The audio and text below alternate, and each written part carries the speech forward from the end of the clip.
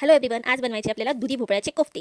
तर भोपळा घ्यायचा, त्याला छान सोलून घ्यायचं, त्याला कद्दूकस करायचं आणि त्याच्यातलं सर्व पाणी काढून घ्यायचं. जितकं पाणी काढता येईल तितकं त्याला कोरडं करायचं, पूर्ण स्क्वीज करून घ्यायचं. छानपैकी त्याचं पाणी काढल्यावर ते मोकळं मोकळं करायचं आणि मग त्याच्यात तिखट 1 चम्मच घ्यायचं, ते टाकायचं. त्याच्यानंतर 1 चम्मच मीठ घ्यायचं, ते टाकायचं. त्याच्यानंतर जिरं पावडर घ्यायची 1 चम्मच, ती टाकायची. असं चवीनुसार घ्यायचं आणि मग बेसनाचं पीठ त्याच्यात टाकायचं 1 वाटी. ते छानपैकी मिक्स करून घ्यायचं आणि त्याचा छान असा गोळा तयार करून साईडला ठेवायचा आणि त्याचे कोफ्ते तेलात टाकायचे करून. ते तुम्ही कोणत्या पण शेपमध्ये करू शकता, लंबे लंबे किंवा गोल.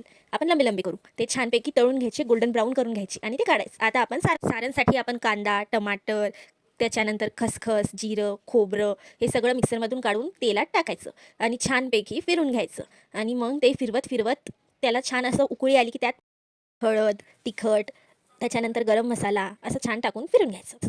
मग त्याच्यात आपण छान फिरवल्यानंतर पाणी टाकायचं आणि पाणी टाकल्यावर त्याला एक उकळी येऊ द्यायची. छान उकळी आली की त्याला त्यात यस्वार टाकायचा, कारण की तो गरम उकळत्या पाण्यात टाकल्यावर छान मिक्स होतो, मस्त मिक्स होतो. आणि त्याच्यातच आपण तळलेले कोफ्ते टाकायचे आणि त्याला पण एक उकळी येऊन गॅस बंद करून टाकायचा.